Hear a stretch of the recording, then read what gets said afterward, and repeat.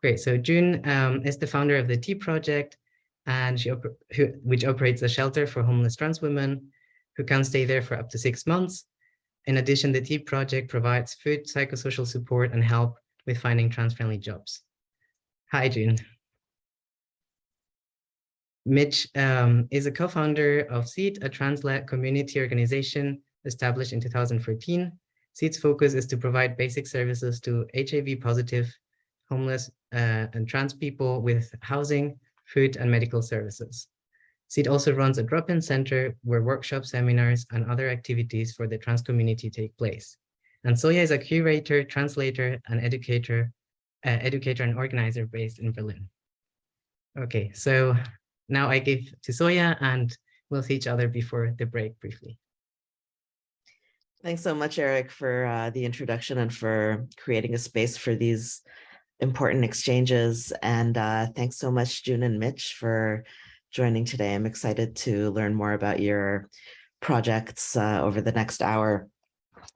So I wanted to start by just getting to know your organizations. Maybe we can start with June.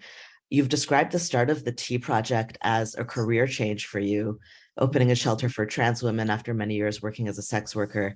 Can you tell us a little bit about the needs and conditions that you wanted to respond to in launching the project? So I introduce myself first. I am out and proud a transgender woman living in Singapore. I always tell people I am 45, going to be 28.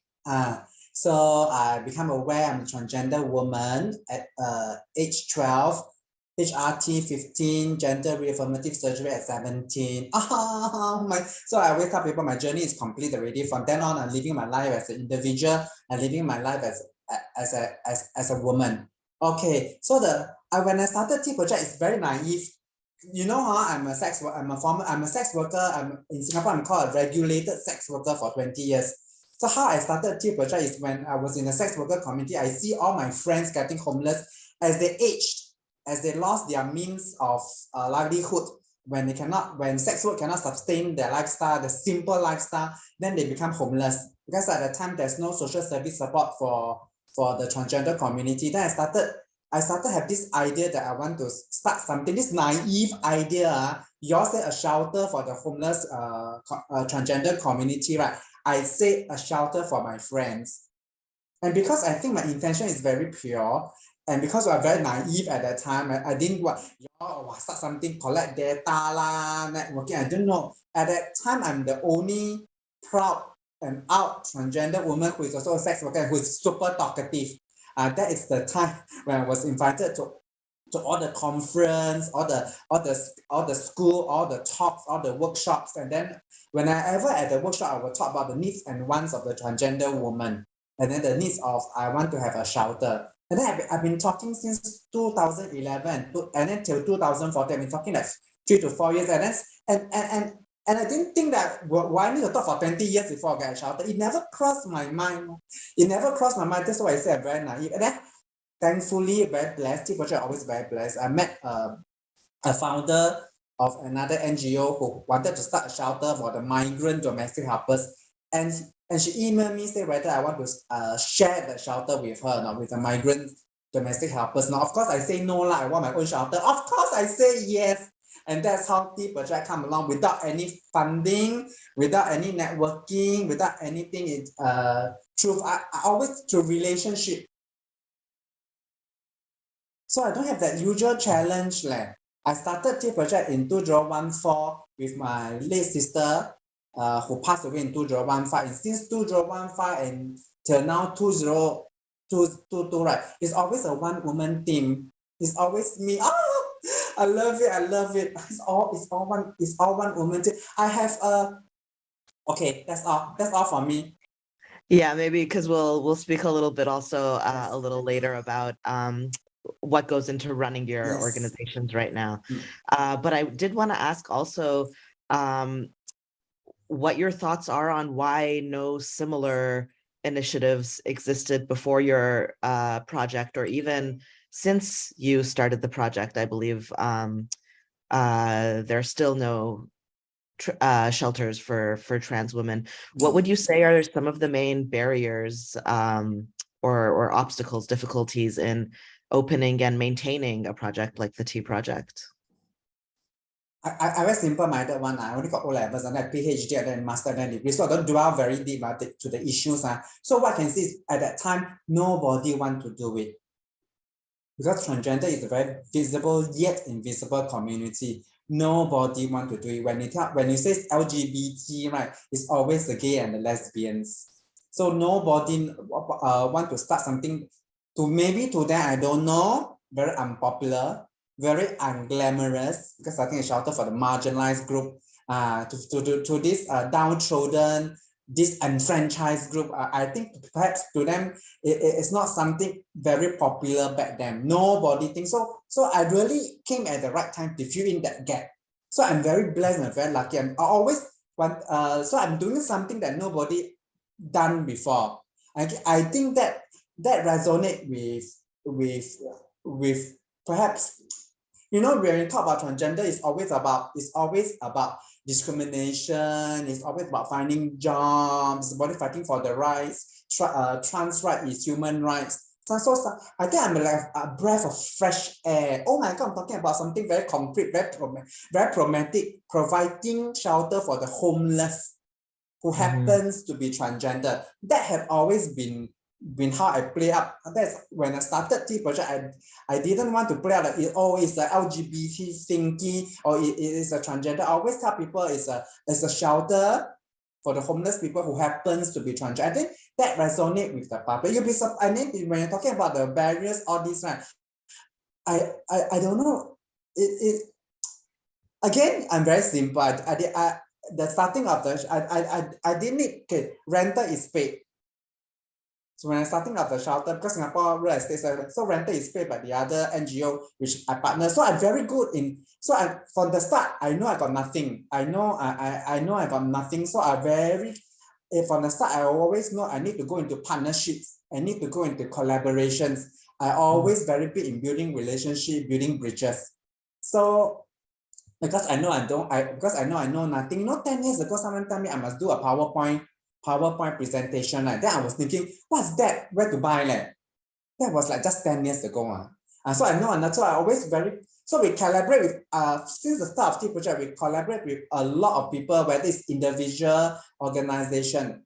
So the barrier, again, seriously, team really very smooth. Tea Project we have grown so much over you may call it barriers or just call it challenge. We have overcome one challenge after another. Did I answer your question? I seem to be rambling on. Yeah, no, it seems like, yeah, a big issue seems to be even just needing to be very visible as a trans person, and also and I think we'll get to this also later. I think the importance of collaborating, and I think needing to collaborate with bodies that don't necessarily have your best interest in mind. So yeah, I think, yeah, thanks for that. And Mitch, the SEED project started in 2014. So it's also a fairly long-standing organization, and you've been accumulating a lot of knowledge and experience there over the last 8 years. Can you tell us a bit about the impulse to create SEED and what the goals of the organization were at the beginning? Thanks, Zoya. When we started in 2014, we were registered in 2014, but we were around much longer than that because we were a project under a different NGO. So we saw the need of representing our community and focusing specifically for our community. And I like the fact what June said earlier, which was she's got no education, I mean, not an academia and things like that. It's the same with SEED, because we don't have that privilege. So when we went in with our eyes wide open to start this organization. We went in because we believe that there is a need for our community. And when we started, it was to develop the skills and capacities of our community to improve their quality of life. I mean, all The founders of SEED are all transgender persons.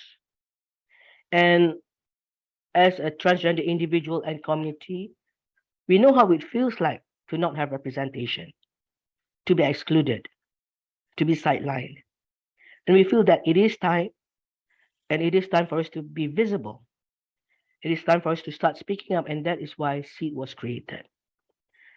I mean, the experience of being discriminated remains in each and every one of us. And for SEED, we hope that we can support our community to better handle the challenges of being cast aside, especially in Malaysia. If you know of how the treatment of transgender persons are in Malaysia. And therefore, that's why we have our tagline, nobody gets left behind. We provide our services to everyone that needs it, but our priority is our transgender community. Thanks, Zoya. Yeah, that's really interesting that the visibleness of being trans is in some cases a barrier, and in some cases actually a hindrance or like something that you want in order to be able to achieve your goals. I'm wondering if the goals of SEED have changed over time as you've been working, and if you've been directing or redirecting how you do things over time, since like with the shifting of things changing, maybe conditions of trans people in your communities changing. Yeah, can you speak a little bit about that? Thanks, Zoya, for the question. I believe it has not changed. We are still providing our services for everyone and at the same time prioritizing our community. In fact, I do believe that the number of community that came to us for support has doubled. And it all started when we went through the pandemic, for example. The daily food that we distributed, which usually are at 100 packets a day, went up to 300 packets a day. Even the essential provision that we were distributing to the country, we were getting requests from all over Malaysia.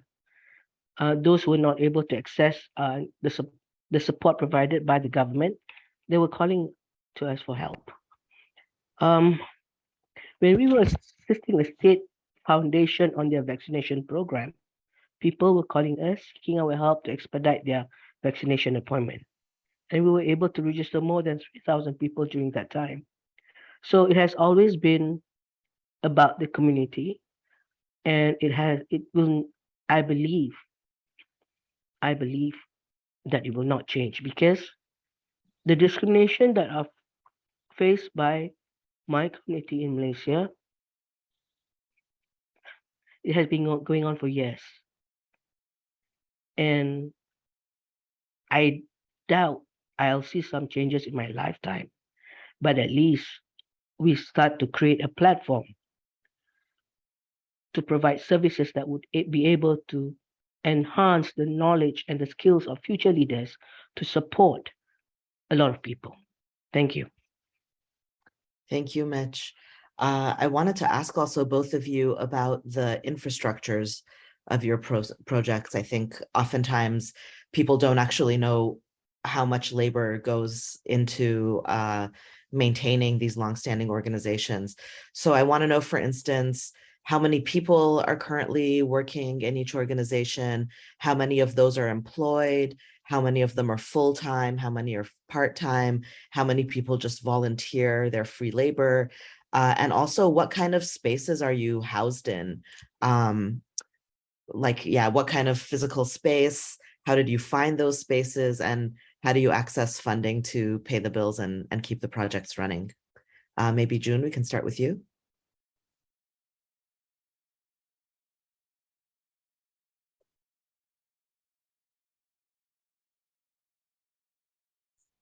Okay, sorry, a bit blur. It's late night already. Okay. So the T project we started, we rely solely on the generosity of the public. So in Singapore, anything that is LGBT cannot be registered at that time. at that time when we started in 2014. So we are basically an illegal, we are an illegal business housing the homeless transgender community. So we until 2022 2019, we didn't receive any grants. We solely depends on the generosity of the public. We do every year, we have to do fundraising. Every moment we have to do fundraising or online all this online platform to do fundraising.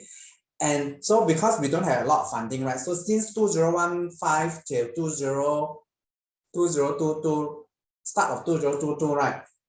T Project has only been has always been a one woman thing, and I like it that way because I forgot this T Project is truly a trans focus. Our shelter also since day one we also admit person living with HIV. So since then it's always been me making all the decision. We have grown so much. We started with a shelter, and then we start in 2014. Physical space. Somebody asked me whether my shelter is online, because they cannot imagine at that time there will be a trans focus organization that have a physical space. That is how invisible the notion of having a trans focus organization in Singapore. That's how scary it is. So in 2018 I started Alicia Community Center. So we got a small space, a safe space, safe center for the transgender community. And then we also at the center, we started counseling programs in 2018. So you asked me already, counseling, everybody do counseling program. What's so different about my counseling programs? What's so different? My counselors are all peers and professionals. So they are registered social worker, therapy, psychologists, but they are also but they themselves identify or trans or belongs to the transgender community. So it's I very clear. Instead of saying trans focus, I would like to say I'm very trans biased. Any volunteers that volunteered to me had to be trans. Anyone that wanted to work with me had to be trans. Anyone that collaborate with me will have to know that it's trans first.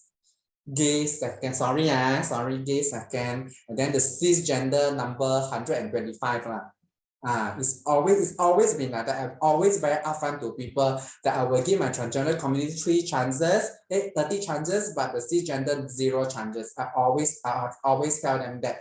And then since 2022 we moved our shelter to a new place, and then we in 2020 we moved my Alicia Center to a bigger space.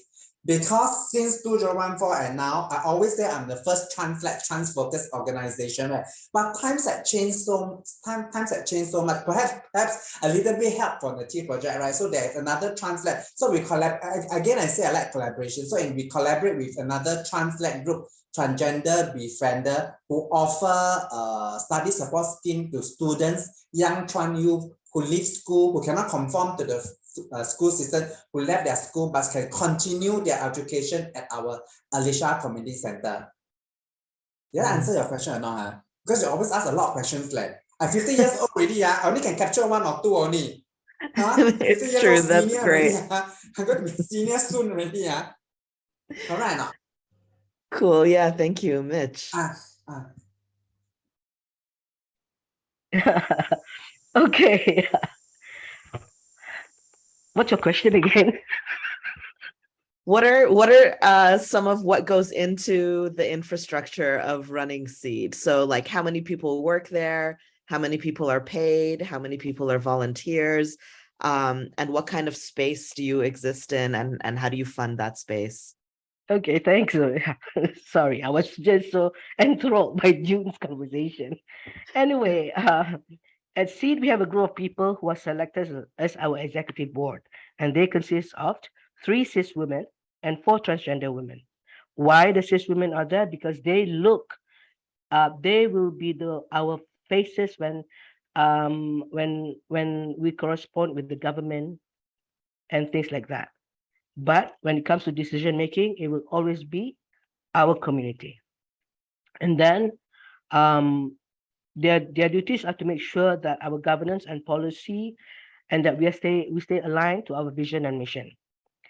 And they are chosen based on their specialization and how they can support the organization.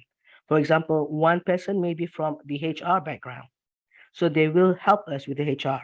One person is from the finance background, so they will help us to strengthen our finance. So one is from the media, so they are able to come up with media statements and things like that for us. So that's how we identify the group of executive board. And then we have the management team, which consists of me and my colleague. And what we do is we run the day-to-day operation and activities and the implementation of policies. And then we have a drop-in center in Kuala Lumpur. We recently moved to a first floor because our previous location was destroyed in the recent flood in December. So everything was gone. Documentation, reports, everything was gone. So we had to start again, back to square one. So now our location is in the city also, but on the first floor to make sure that we don't get flooded again. So we have a drop-in center, and we also have a transgender shelter or transgender home for elderly trans people. So we realized that there is a need for our community to belong. So this transgender home, elderly home, is for our elderly mothers, sisters. They stay there, and then if they can work, great. If they cannot work because of their age, great. But it's just to make sure that they have a home. And during any kind of celebration, we have the younger trans people that come to that house, to the home, and to celebrate with them. So it's like a home for trans people, a family home for trans people. So we have that. We have a team of 13 people. 8 of them are under the HIV grant. 1 is under the home grant, and the rest are under project grants. So we have a finance executive that does the monthly payments, and approval are done by 2 people from the board. So that this is to ensure that transactions are above board and as requested. So Running the an grants pay the salaries of the people working for the correct, organization. correct. So running an organization is not easy. It's constant seeking for funding, writing proposals, fundraising, HIV grant to make sure that the HIV team has got some money from it, and then the grant for the home. So they're all paid by all these different grants. Like I said, it's a constant proposal writing, year in, year out. But we must persevere because there will be rejection, but those rejection drives you. Because I always say that because what we're doing is for the community, and that must be our priority. And that's where we are today. Thank you, Zoya. Great. Thanks so much, Mitch. I'm wondering also what other movements, networks, or coalitions each of you feel yourselves to be a part of or see as being relevant to your work. Are there other organizers or communities that who aren't necessarily directly a part of your projects, but that you work with on a regular basis? And if you want to say a little bit about some of the challenges maybe also that come up in these collaborations. June, would you like to start? Is it me first? Okay. Before I answer your questions, I have to add, in case there's any young person out there listening, Mitch while writing proposal, all this, I have never wrote a proposal in my whole life. I don't have a committee. It's always, so when you say translate, it's really translate because I'm the only one. All my staff before 2022 are all volunteers, all not paid. All are not paid, all are volunteers, and they are also trans because I don't have volunteer management team, I don't have anything, and the project had grown so big. because I always feel if your intention is pure, right, just do it. If your intention is pure, but I refuse to believe, I refuse to take the radical route. I always listen to my sex worker instinct. So far, the decision have lead me. We have grown. We have lead me, and we have T project have grown so much that I will share later. What's the question again? Are there other communities or Oh, organizations? Okay, got that it. you So T collaborate project, with? as I said when I started, are always about building relationship. So because I have a shelter, counseling services, right? So I since the start, we actively work with the Singapore government social service sector, because they are the ones that will refer clients. They are the ones that will refer homeless transgender clients to me. Beside the word of mouth from my community, I only got one condition, is that all those, because our community is so tight knit. We're all friends of friends. If I may not know you, but I will know you have a mutual friend. So I do not want to, because this is work. That is friendship. So when a friend refer a friend to me, like telephone, I will ask them to go be attached to a social worker in the government, and then ask them to refer them to my shelter. Yeah, so we work closely since 2016. We work very closely with the government sector. You'll be surprised, my funders, nobody give me grants since 2019. Nobody gave me grant. So I rely, as I said, I rely on the generosity of the public. You'll be surprised, it's the cis Chinese elderly men that support my organization. As I say again, I'm about helping, supporting the homeless community, not the transgender community. I'm supporting the homeless, de-enfranchised, marginalized community who happens to be transgender, and that really resonates. I take a very different approach. When I go to all these workshops, when I ask for funding, I don't talk about trans rights is human rights. I don't talk about respecting our gender identity. I talk about why we are homeless, why we are sex workers, why we need help, why we need support. Because I'm dealing with the cis people, I know they bring word differently one. No matter how you explain to them, they don't understand what is the gender identity aligned with they will not understand. So I think I'm very pragmatic in a very strategic law in how I started T project. So I work closely with the government sector until it blossoms in 2022. Two ministers came to visit me. Although Singapore had 377A, right, where two men having sex is a criminal act, right? But two ministers have visited my shelter. Validation of my work.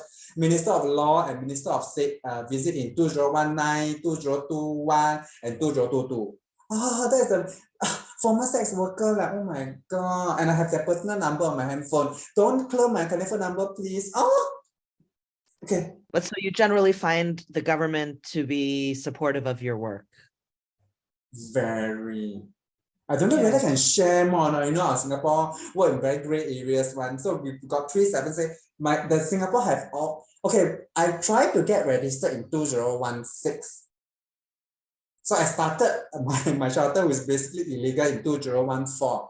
I tried to get myself registered in 2016, but it was rejected because I'm an LGBT organization. Anything that is LGBT cannot be registered, even as a simple company in Singapore. If you want to start a handphone company in Singapore, right, it takes less than 24 hours for you to be registered. So it took me 3 years, appeal, rejected, appeal, until I met our Minister of Law, Shanmugam. He stepped in. Don't ask me why. A lot of people ask me, why the minister can't visit you, June? I said, because I do blowjobs in the ministry, 629 staff. I'm very tired now. Of course, because my work shines lah. That's silly question all these people ask. Anyway, so after so I met him and I told him about the challenges that we cannot get registered, and then 3 months later we got registered. And the one thing I want to share with y'all is that there's another question where why you said very prominently trans empowering, because I'm the first, I think, organization or company profile with the word with the LGBT term transgender in my company profile. So if you search my company profile, you will see my company is a shelter for the homeless transgender community. That's the very first in 50 years done by a sex worker. Don't quite wash me away. Just like the one that threw the brick. Don't quite wash me away. The academic, so I'm the first company with a problem. Others, LGBT organization, I think 2 others have registered before me, but they say they are like counseling center for marginalized group. So there's no LGBT term there. So mine has, which I'm super proud of. Yes. But it feels like there's something very gray or like unclear in, because so it seems like the government is showing a lot of support for you personally, but also that's after so many years, but still they're not creating the infrastructures to make it easier for other trans people to open similar projects and have maybe more people getting paid for such projects. Oh, they have. They actually okay. have. No, I cannot share more. Singapore, I really cannot share more, but they have. So Mitch was telling, say they got the grants to hire people, right?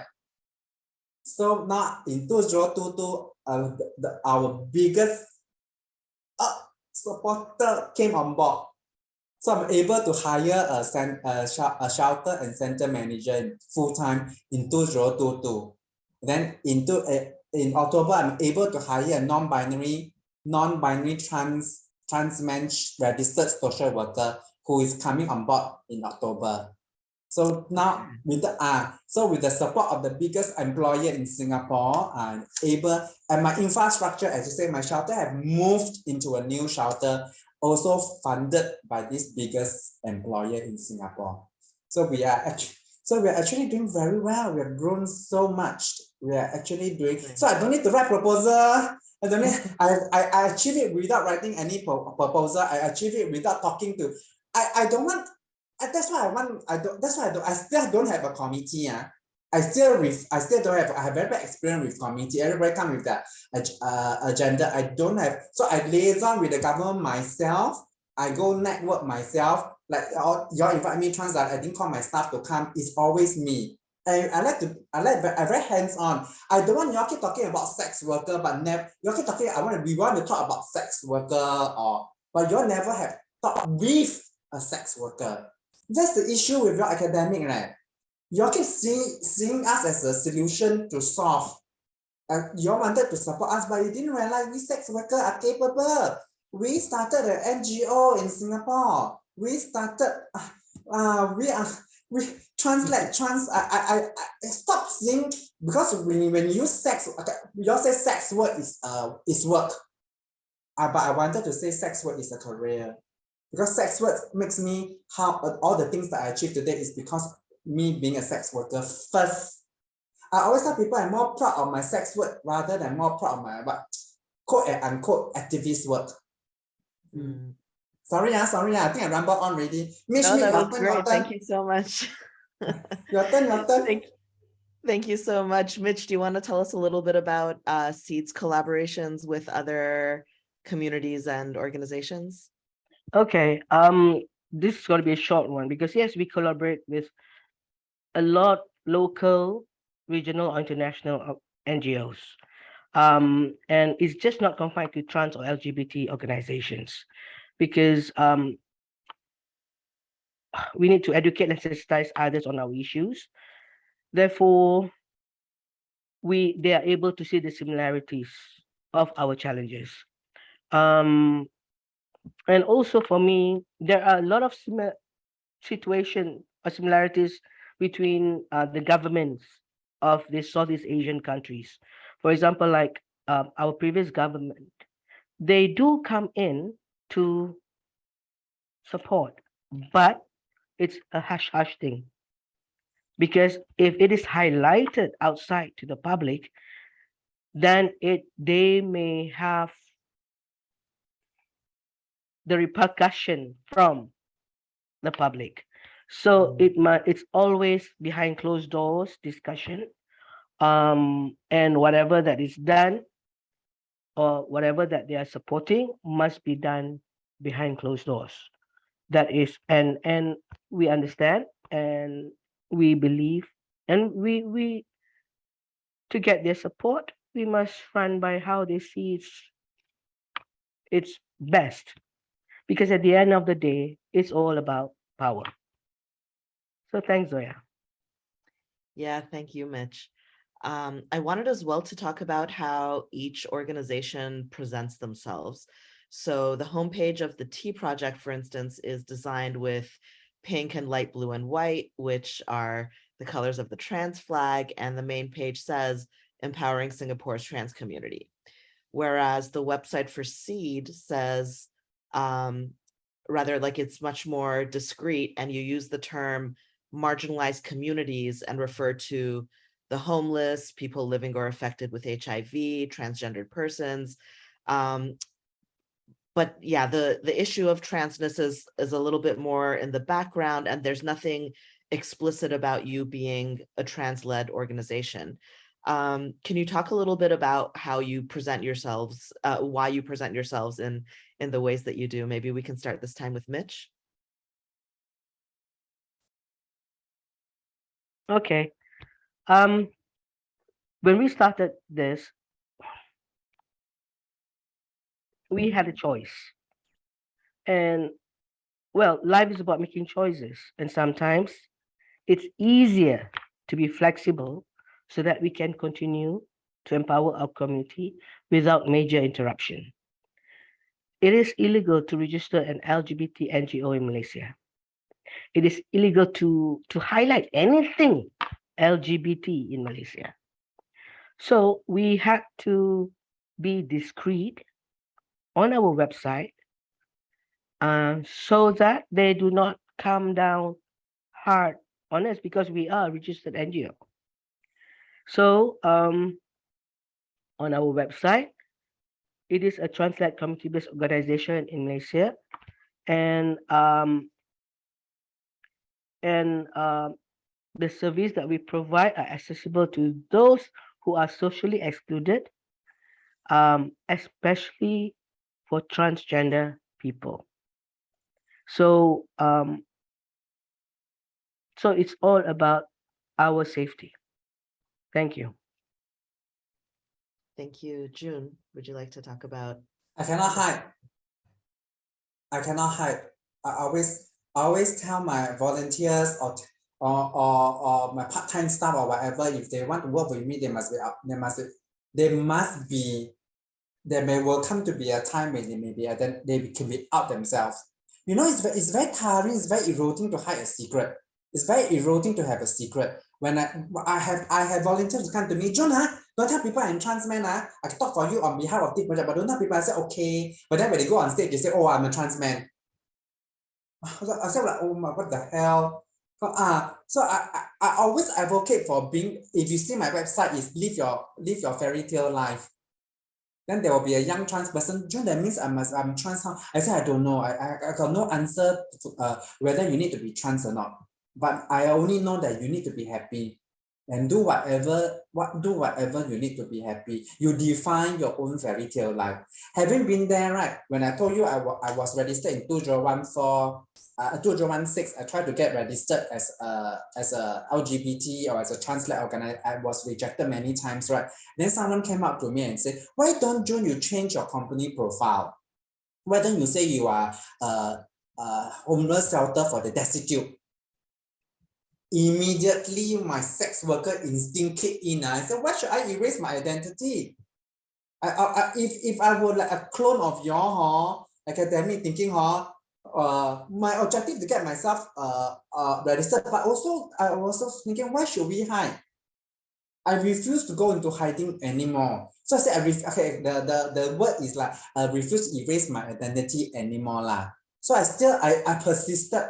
I still don't want to change my company profile, and we finally got registered in 2016, which is marvelous. And the company, before that, I always tell people the government is using my service, because the government sector already refer clients to me, to my shelter, and they still refuse to register me. And then they registered me in 2019, and then in 2022 they went a million steps ahead, which I cannot share. My very big mouth, feel like telling, but this is recorded, right? As long as use your imagination, think of the thing when Mitch says support, what kind of support? Oh, the best support they give me, the best validation that the government can give me. Marvelous. So I don't have to fundraise anymore for the next 2 years.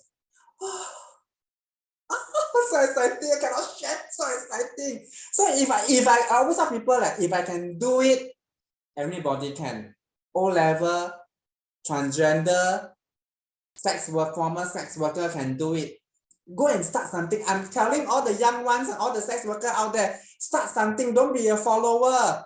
We know best. Don't listen to all of them. Listen to your instincts. Okay, sorry. I got a lot of caffeine, sorry. Thank you, June. I want to turn for a minute to the question of terminology, because throughout this interview, we're using the word trans or transgender, and that's also a term that you both use on your websites. But of course, you know, there's a lot of political reasons why certain words from certain languages are imported to different contexts. So I know that, for instance, you also refer to the Maknya or Paknya communities in Malaysia. I'm wondering what terms the people who come to your organizations often use for talking about their own gender experiences.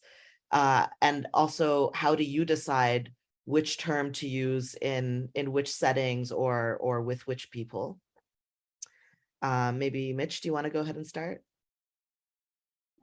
Okay. 1 minute.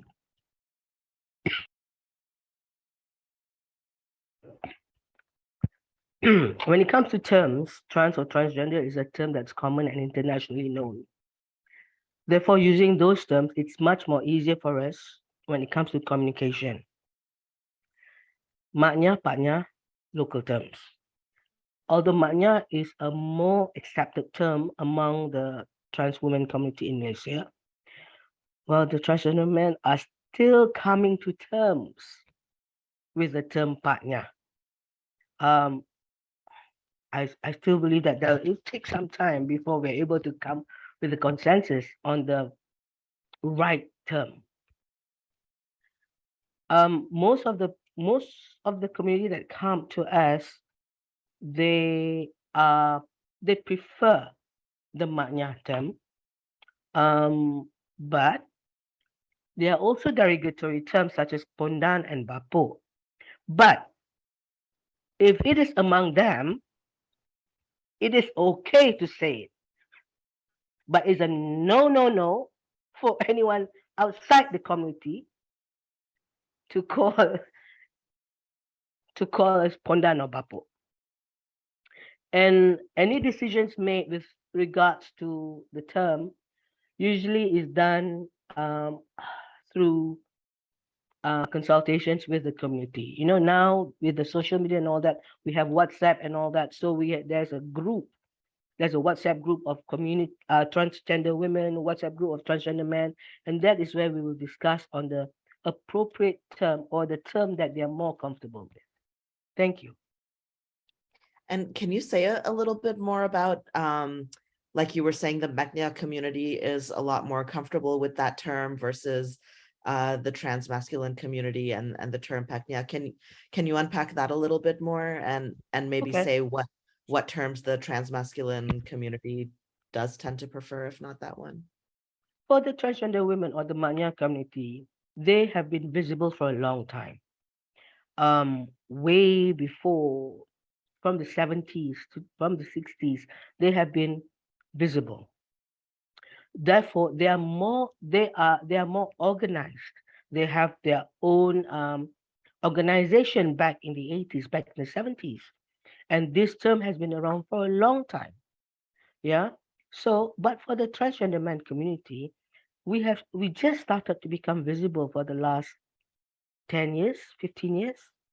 So, and with that visibility comes the age too, where most transgender men are more younger. So they are more English oriented, and things like that. So they are more comfortable with transgender man instead of a local term. While for the transgender women, because of who they are and how empowered they are they have decided on the Manya. Thanks, Zoya. Great, thank you. And June, can you say a little bit about your preferred terms? I'm gonna keep this very brief. So yeah, among transgender themselves, we use the word aqua.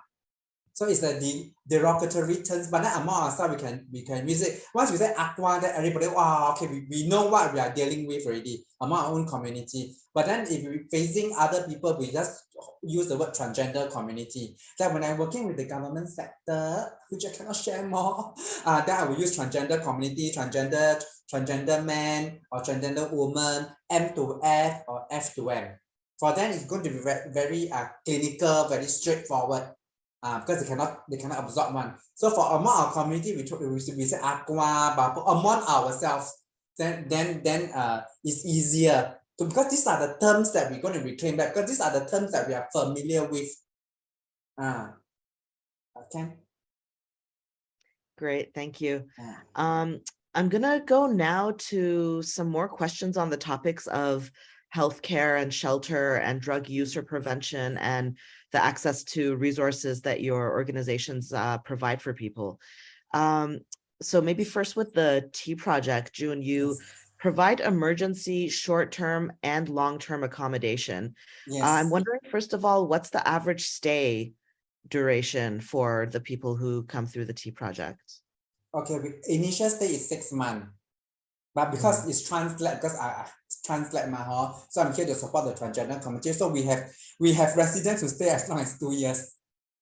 During the COVID-19, we actually supported Malaysian trans men who cannot go back to their country, who cannot go back to Malaysia. They usually commute daily between Singapore and Malaysia for work daily. So when the border closed down, they cannot go back to their home in Johor Bahru. So they need a safe space. So one example I can say is one trans man who cannot go back to his house in Malaysia, right? Then the employer actually put him in a hostel with all the other men. So there's this constant fear of being raped, this constant fear of when they would discover his identity. So there was this constant fear until the employer is also a trans man. Until the employer actually seek up Tea Project, and we actually placed the trans man, and he had been staying at our shelter since 2022, I think. 2020. So it's been how many years already? It's like 2 years, going to be 2 years, more than 2 years already. Yes. Because I'm my own committee, I don't need to answer to anyone. I only need to answer to my heart, to my conscience. Yes. So I love it. I love being the decision maker. Oh my gosh, instant orgasm. Don't be a follower. Where some people, when all these young trans men, the trans people come out, what should they do? I say, start something. Don't follow people. Start your own. You're capable of. And then if I have people say, oh, June, you should do this more, you should do this less. I say, oh, go. Yes, I should do more. Yes, I shouldn't do this. Then you go and start your own. Start your own W project. Start your own X project. Because this is what I will do. This is what I can do. I'm very lazy. I don't want to do more. But we've grown so much. Did I answer your question or not? So yeah, so you said it can be between 6 months to 2 years, basically, Yes. that people stay at the shelter. Yes. And you also have very clear conditions and rules for when people stay. So there's, for instance, the obligation of residents to make an effort to improve their situation, which you also provide assistance for. But also there's rules about general conduct, hygiene, cooking, cleaning, etc. What were the rules and measures in the beginning when you started, and have they shifted since over time, like with experience? And how are the conditions and rules taken up by the residents? Is it usually everyone pretty much agrees on it, or is there some like friction around it? Those are just on papers. As I tell always people, I always see them as very or my homeless, my residents are very capable people. They are not like children. They are not like children come to my shelter. I mean, if you are messy, you come to my shelter, that means you must be very structured, very tidy. You can still be messy one. Because you're staying there, I'm not staying there. All these rules are on paper. As long as the basic hygiene is reached, then I think I'm fine. I'm not supporting your head. I'm not supporting you to be a good citizen, to be a most. No, I'm supporting you as a person. So I always these rules. Singapore we got rules, but it's not enforced. These are very structured. It's for as what Mitch said, for the policy maker. Oh, I got rules for them to see. But it's such a different world, and it's when they're staying at my shelter. I just want to share. Perhaps there's no friction. Seriously, I did the shelter since 2014 till now, right? I never have a lot of big issues because I always tell my residents, you're all above 18. If you have any friction between your residents, right, go and settle yourself. Go and have a duel. Just fight it out. I just need to know who wins. That's all. They said, June, yeah, because you're all above 18, what? Don't come bother me. I need my weekends rest. Oh, but then June, if anything happens, I need to call you. Don't need to call me. I'm not a super solver. Call the police. Correct now. You're capable, but you think you cannot stay in my shelter. You think something big is happening. You call me for what? I'm not a super solver. I always very tough love one. Can't call the police. So far haven't yet. Nobody called the police yet. Nothing great happened. Nothing. Everybody, because they are in a safe space and they're able to be themselves, right? 90% of the issues actually quite resolved already. They don't need to go to a mainstream shelter, as you say, must follow the rules to the dot. I mean, if you're a messy person, then you're a messy person. That doesn't mean that they come to a shelter, you automatically turn to a very tidy person, right? Doesn't mean tidy person can be a good citizen, right? This is my take, law. I just want to support. Okay. I just want to support them, law. So the rules are there to enforce when necessary, lah. When necessary. Yes. And do the residents usually know each other already, or is there a sense of community, or do they create community once they come to the shelter and get to know each other and kind of like create a network?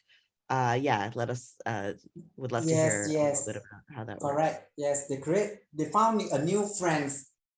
Because when the residents that refer to me are most likely homeless, most likely homeless, most likely addiction issues. But then one common trait is they got zero family support. They have no family support. So they really actually, you're right, they actually came to my shelter and they found new friends. They found new friendship, they formed new friendship, they formed community. So we actually asked apply for because in Singapore there's this rental housing scheme for the marginalized group. So you need 2 person above 35 in order to apply for a flat.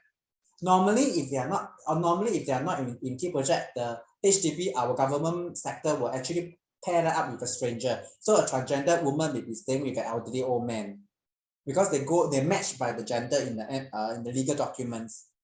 So at T project, they met transgender, both transgender, they can get along, they fix the eligibility criteria. We actually refer them to a rental flat housing scheme in Singapore, and then they can get subsidized housing and get permanent accommodation. That's why I like to tell people, my shelter don't have programs on. Till now, I have never used the word empowered, I have never used the word discrimination. Because it's like when we talk about transgender communities, it's always discrimination, it's always stigma. I want to go beyond that. I want to, in T project, I want to offer concrete, more pragmatic support. As I said, with stability in their life, they don't need me already. When they move to the permanent accommodation, oh my God, they also find jobs, they also find plants, got cats, 4 cats, 24 kittens, because they never go and split the cats, they all go and find job themselves. Because I see that as very capable. They don't need us to babysit them. They only at certain point in their life, they meet some challenges, and then they got referred to my shelter. And my shelter main purpose is not to what financial or literacy. And who say they cannot save money because they don't know how to manage money? A New York academic always want to what financial literacy lah, how to write resume lah. They are employed as sex worker what. All right, I went to a sex worker organization, and the first thing I go is they say, teach me how to write resume. I said, hello, but I'm very happily employed as sex worker.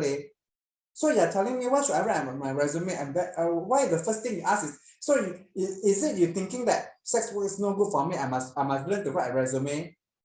I mean, teach me how to do clay pottery. I'm sex worker, yes, but I come to your workshop. I want to have zero. I want to have any to do things that has not related to my sex work, like pottery, clay, do some art and craft. So nice. I don't want art therapy. I want to do art and craft, not art therapy for the sex workers. Oh my God. Thanks so much, June. Sorry, Mitch, I still don't know whether wondering. I answered your question or not. Yeah, absolutely. And more. Okay. Mitch, on the website for SEED, it says that the organization supports and provides services to over 15,000 people. That's a huge number. I'm wondering how you get to that figure and what that number reflects exactly, and over what period of time. Even though we legally registered in 2014, we have been advocating for the transgender person since the 80s. In fact, some of our founders were leading transgender advocates in the 80s. And our service reached out to all those from that period of time. For example, I'm sorry.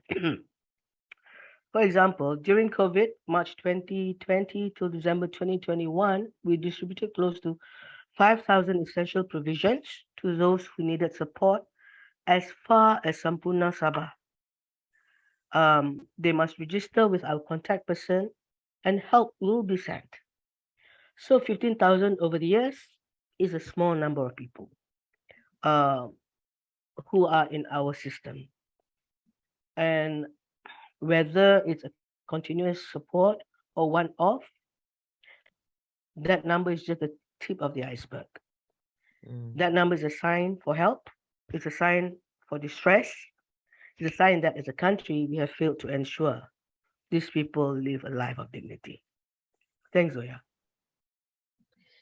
Yeah, there's it seems in your work and the way that you describe it, that there's something really important in being efficient and really reaching as many people as possible, offering referrals, health sessions, food provisions, and you also refer to the people like the communities you serve as clients, but there's of course also a strong sense of community in all of this. And so I'm wondering how you balance these two things, like the need to be efficient and reach a lot of people, and on the one hand, and then on the other hand, to navigate personal relationships and create networks and trust and whatnot with one another. Yeah, how do you balance these, like holding both of these two things as very important? I think for me, Rome was not built in a day. So SEED. Our community is us. And in order for us to be able to do what's needed, what's important is to build the relationship, develop the trust, be authentic, communicate clearly, be consistent. And the one thing that I realized is that if you made a mistake, admit you made a mistake. Because once you build the trust, you are then able to build a community, because it's all about connection. But most importantly, I think that we are able to do this, to have a good relationship with the community, is because I have a fantastic team. They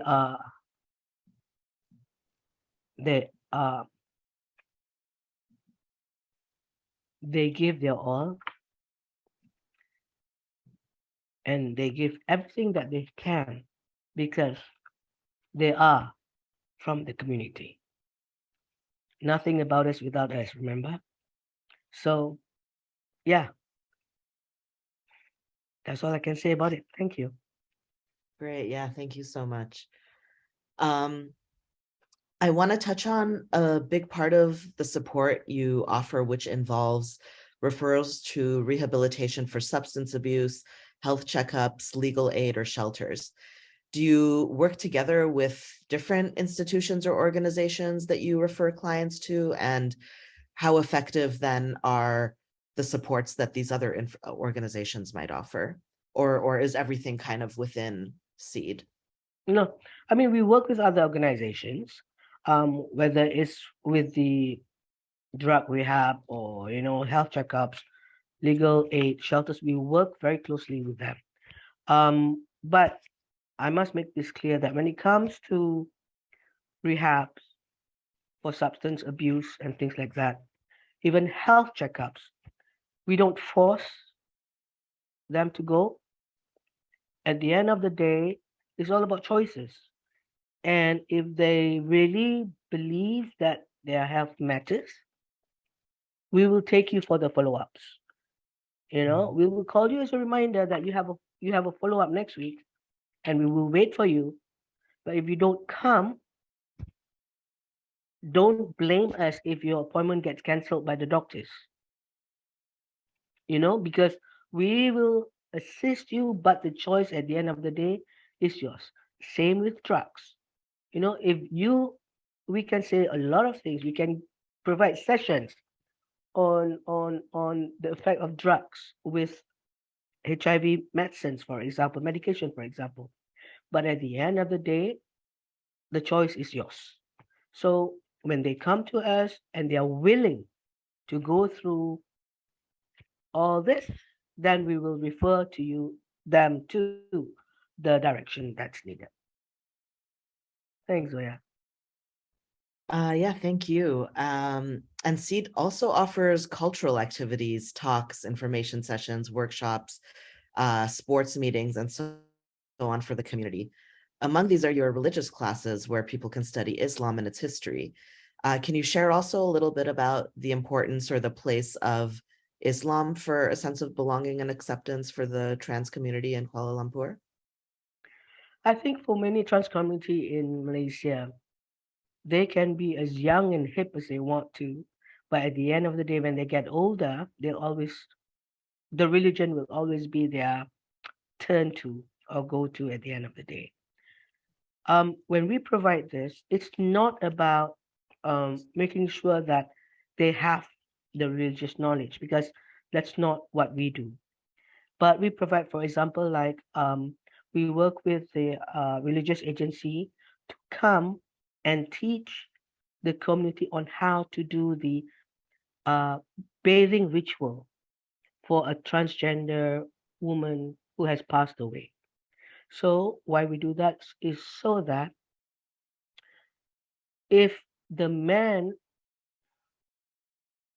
would not do the bathing ritual for a transgender woman, and the women would not do it for transgender women, we can do it for our community. So our community go through a course where they will do the bathing ritual for the Muslim community, so that at the end of the day, we have provided that support for them. Thank you. Thanks, Mitch. Thank you both so much. We have some questions for the audience, so I'm gonna already start with those, and let's see how far we get in. I believe we have 15 minutes for Q&A. The first one is from Ninosca Flores from the Transfeminist Movement in Bolivia. And the question is, I would like to know, what were the strategies to reach together trans sex workers? In our context, it is difficult to get them to get involved in the activities. Let's see, June, would you like to go first? I'm sure that they don't have a sex worker inside the organization. I'm very big on peer support, peer network. I'm sure it's again the academics, the university want to outreach the sex worker, and now and not a single sex worker inside your organization. Not only are they the sex workers should be inside your organization, they also should hold decision-making position before you even think of wanting to outreach the sex worker community. That's why I can outreach the sex worker community so effectively, because I'm in their community. All the sex workers know me. We recently hold a rainbow family exhibition to take pictures of the LGBT family, right? 100 transgender people turn up. Can you just imagine? Former, current, non-sex workers. So you really need to have, if you want to outreach, you want to outreach to the sex worker community, you outreach to the so-called leaders in the sex worker community, the senior mummies or mother. If you don't have one sex worker inside your organization, and stop wanting to do something for the sex worker community. Engage the sex worker community and ask them what they need, how to support them, not what you think the support they need. This is I really cringe when I heard I don't know the person is this or what. I really cringe to hear when people say want to do something for the sex worker community. Did they ask?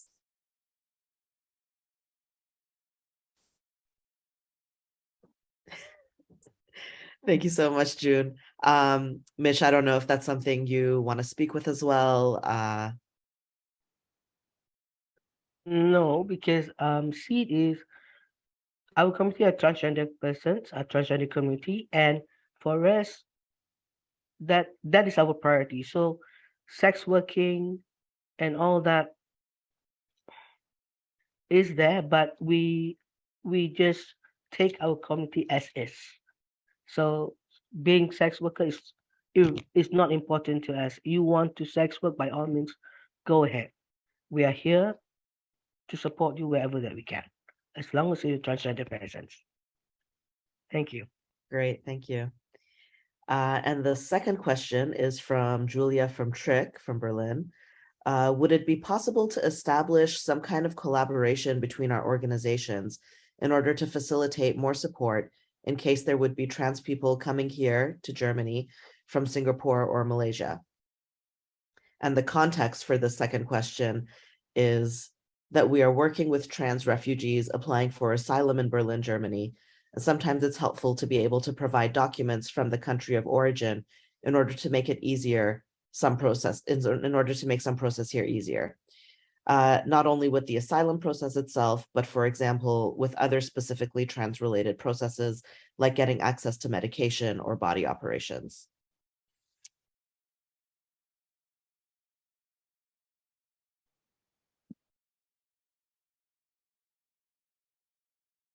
Is that something either of you? I don't know leh. It's not a very deep issue, or because I don't think Singapore accept asylum seeker, right? I'm not very sure. Okay, I only got stories to share. Because Singapore got national service. At 18 years old, you have to go for 2 years mandatory national service. So recently I heard of 2 trans women who seek asylum in London. Having people seeking asylum in Singapore, I have never heard of. So I don't know how to support them. And don't ask me, I totally very clueless. I know my biggest employer is now, so I cannot go against them. Can I just add something, Zoya? Sure, please. Yes, I mean, definitely we can collaborate, because what we have been doing is also to provide support letters for those who are seeking asylum. And many of our community from Malaysia, for example, when they leave for Canada, Australia, and things like that, we will provide with them the necessary documentation or the necessary support letter that they need to ensure that they get what they get what the country want. And also, for example, like over at our home, it is also a temporary refuge for those who are in between. They leave their country, they land in Malaysia, they register with UNHCR, for example, and and before they go to wherever that they need to go, so they will stay at our home. So for example, right now we have a few from another country before they leave to the next country. So we put them there and we help them where it's necessary. Thanks, Zoya. Yeah, thank you. Yeah, and I'm seeing Julia's written in the chat. That's the kind of documentation I meant. So it seems that you're already kind of in contact with people in migration processes, that you're helping them with various documents. And I imagine that even if there was somebody from Malaysia or Singapore who wasn't aware of your organizations prior to migration, that other organizations from other countries could reach out to you, and I'm sure you would be happy to provide documents for them. So I hope Definitely. that answers questions. So I'm going to, actually, we do have a little bit more time, so I'm going to go back to my own questions. I did want to ask also, when you think of the stigma against trans people and Meknya, Petnya in Malaysia and Singapore, what role does the experience of colonialism play? And how does the post-colonial construction of national identities play into trans people's sense of liberation, let's say? Mitch, would you like to start? Definitely. I mean, we have always been linked or associated as Western values and not Asian. And that's where I think we need to call out their bullshit. For us in Asia, we are a society that has a rich history of gender and sexual diversity. And it was erased largely due to Western colonialism.